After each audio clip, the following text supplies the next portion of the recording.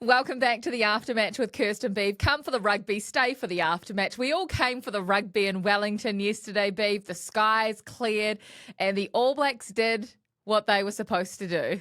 Yeah, awesome night in Wellington. It's wonderful to go to the Sky Stadium there, not see a yellow bucket seat in sight. It was full house. They got there early. They came in and watched our great Black Ferns in their last game before the World Cup. So awesome night there in the nation's capital of Wellington. Beeve, how good is our forward pack right now? Like our forwards, our All Black forwards and our pack is sensational, to say the least. Yeah, they've done a wonderful job on this French outfit. And look, there's going to be bigger tests to come. But the reason why I think I have optimism about where we're headed and we can get excited about is they're doing brilliantly well, but playing what you'd expect the New Zealand forward at the top of his game to be doing it. And by that I mean we're never going to be as big as South Africans. So we're not just going to be able to scrum or more. But what I'm talking about is the ability to do your set-piece jobs and then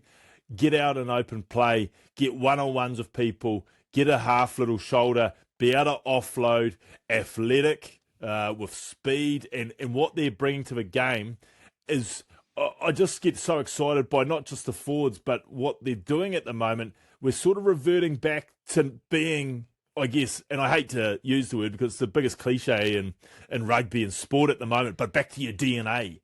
You know, like we are playing like you imagine the All Blacks to play like at the moment. And it's beautiful to watch. And that forward pack that you've mentioned, so many of them are standing up massively.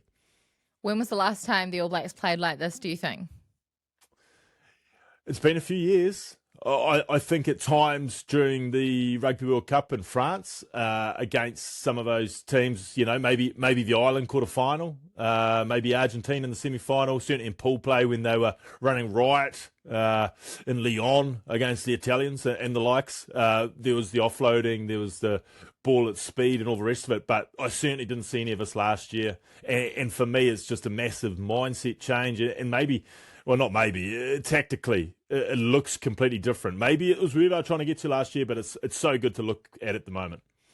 Okay, so tactically, what you saw last night and what you saw the week before, are we starting to see Razor's imprints and the way that he is going to win the Rugby World Cup in 2027 on this team? What did you see in the last two tests? Yeah, well, I think the World Cup's that's an early crow. Curse. We're nearly halfway through the cycle, Beeve. Let's respectfully say we're bashing up on France B at the moment. But I think what's happened is, tactically, they're playing with tempo. Last year, we didn't play with this tempo and we didn't play with this intent. I thought we tried to play like other nations who are doing well around the rugby world, where this year, as I say, we're playing like you envision the All Blacks to be playing, and we're playing to our strengths. We're getting those forwards with ball in wider channels, one-on-ones.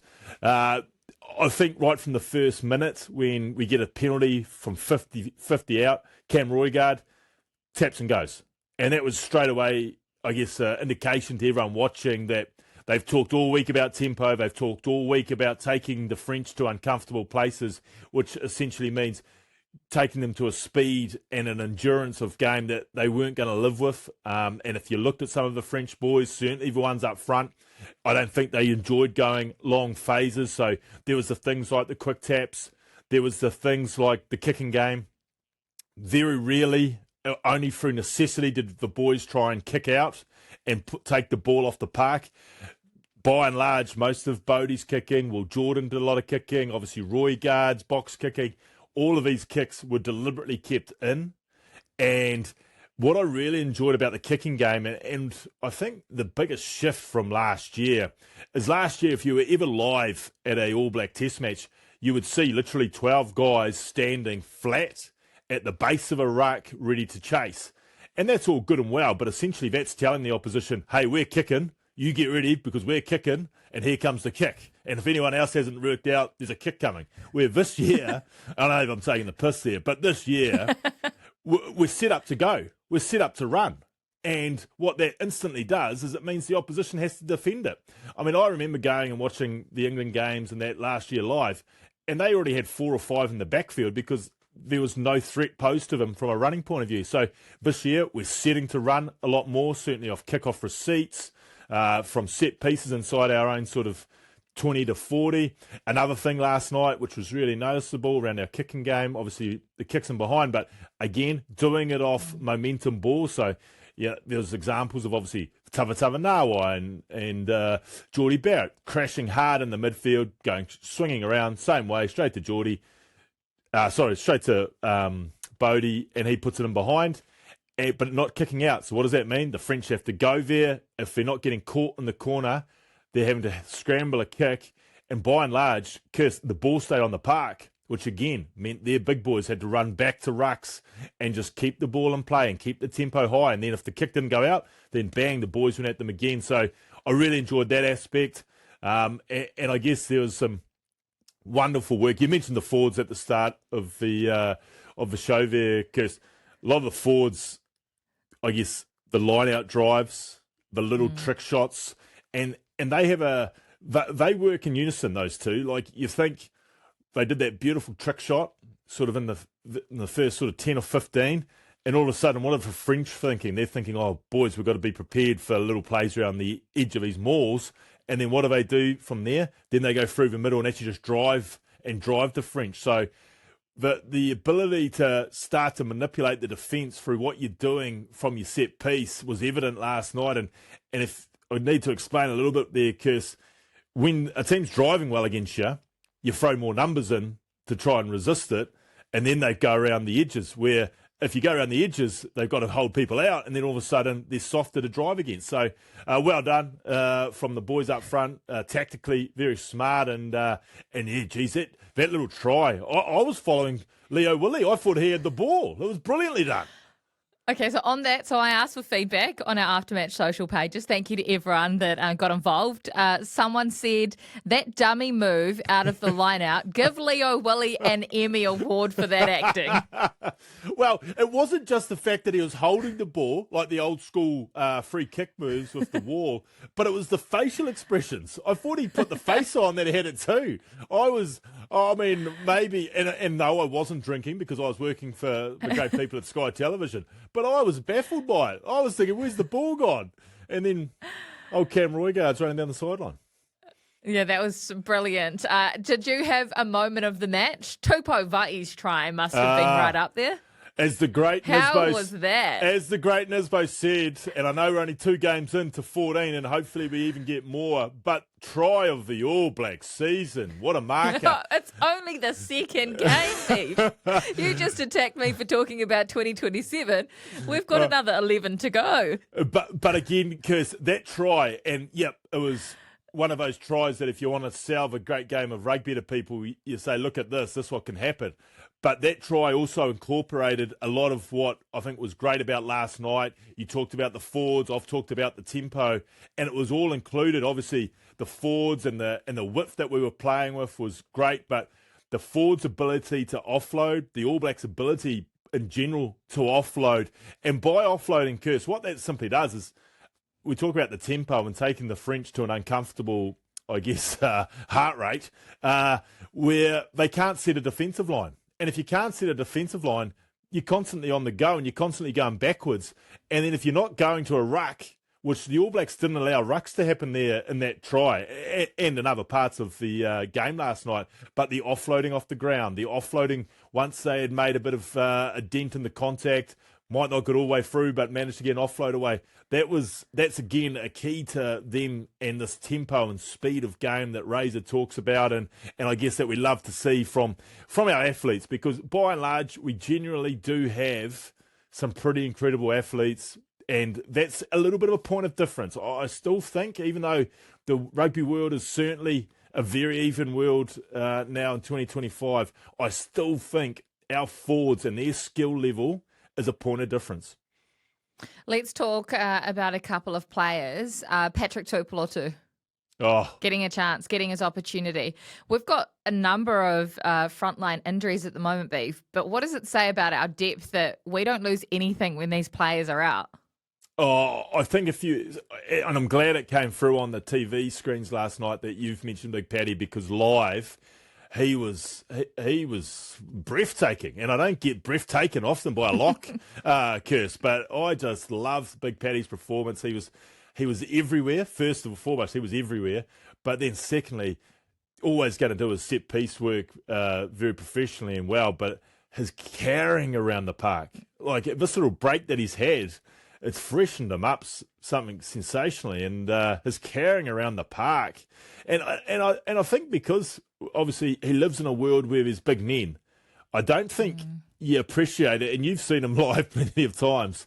Big Paddy is a massive man, and when he's getting the ball in hand, and I don't think I've seen him carry so much for the All Blacks, Kirst. He was a go-to carrier last night. Emoni Narawa, another person to get an opportunity.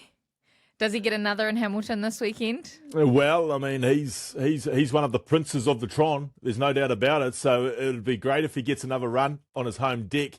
Look, I mean, you got to admire anyone. You know, I know there's a bit of a mantra in the All Blacks, and there always has been, that, you know, you're prepared to play. It doesn't matter if you've been named or not, but you can't help but slightly switch off a little bit if you've not been named on the Tuesday. And I think Caleb did his injury, must have been on the Thursday. Training. So, I mean, and I think I saw an interview after the game with him and Mills where he said, I was more nervous than I've ever been in my life for today's game. And that would be, I guess, from the fact that as of Thursday afternoon, he was literally just thinking he was holding tackle bags. And then, bang, he's gone from doing that to starting against the French. On top of the fact, Kirst, the fact that he wasn't named in the original squad. So Emoni's going to sleep on Friday night thinking, this could be my chance, my one and only chance to prove to Razor that next time he names a squad, I'm not here as injury cover. I have got to be included. And, that's just internal pressure from probably Emoni himself. And then to go out and play and be as busy as he was. I thought he did a great job defensively as well, Kirst. Certainly in the first half, the All Blacks were at times getting caught a little bit on the outsides and in around that channel. And his ability to, sort of patch up overlaps or catch up to the French when they did have a little bit of a numerical advantage or, a bit of space. He did great work on both sides of the ball. And someone else that you've already mentioned, Big Jim, Tavatavanawai. my favourite moment when he got to hoist the trophy at the very end there, front and centre. What did you think of he had 10 minutes in the first half and then, 20-odd in the second, so half an hour's body of work in Wellington? Yeah, before I get into Big Jim's body of work, I want to, if you're, again, watching on TV, it's amazing that, people who have been glued to Super Rugby this year have loved what they've seen from almost a one-man band out of the Highlanders. But if you're a casual fan and you might just watch your team, then you might not have seen everything he's done. Well, I'll tell you what, Kirst, he has made some impression on the rugby public this year, because when he came on for the blood bin to Geordie's nose, the ovation he got from the Wellington crowd was incredible. I couldn't believe it. You thought Adi Savia was coming off. Did you stand for him? Well, of course. I mean, we've built this podcast on Big Jim, didn't we? So we've been talking about him for 5 months. We've been talking about him, and we just hoped that Razor was going to listen. But the ovation he got just highlights the fact that he has made such an impression on the New Zealand rugby public. And there was a time there, it wasn't his first stint in the first half there, where he literally decided he must, what he's like for the Landers. He's there everywhere, man. Yeah. He's the ball just goes to him. And I think he almost forgot that he was playing for the All Blacks and there was other guys who could do other jobs, because he was running everywhere. And I loved it there at one stage. He just went hunting. One of those turnovers. And I reckon if he got a turnover last night, that knowledgeable Wellington crowd would have just about torn the place down. But I'll tell you what, when we were sitting there in front of the TV in his second stint and he got the ball, he went to put that kick in. All of us just wanted him to have a go, just to wind on up and see what happens. Oh, yeah, but once he put that kick in, I think the entire stadium was wishing the 50-20 because it was on track. And the way that his season has panned out, I think we all thought he had some sort of magical control over the ball and it was going to break right. But no, wonderful to see I guess as last night showed, one of the new favourites, new superstars of New Zealand, certainly in the public's eyes, get his first debut. Okay, so last week it was a 6.5 out of 10, which was fair enough. What did you give it this week? Test two, on our way to world number one. Yeah, we've hit 7. We've hit 7, no doubt about it. Yep. Not much of an increase. Well, you know me, I like to give it context, and I don't believe, I've got to be brutally honest, I don't believe the changes the French made were an improvement. When you saw the French played well in that second half for about a 10 or 15 minute period, and that's when they brought all of last week's heroes on, I thought. They brought pretty much those same guys, that forward pack, and instantly there was a bit of a shift for the French. So we're going to go 7. If that performance was against the Springboks at Eden Park in a couple of months' time, it's a 10. But we're just going to give it some context, Kirst, and I think our listeners would appreciate that. Okay, we're building nicely. So 7 out of 10. We're going up by 0.5s. We've got 11 tests to go. So we're going to get to the big 10 in approximately 6 test time. So we'll be hitting our peak, probably for Ireland and Chicago is what I'm thinking.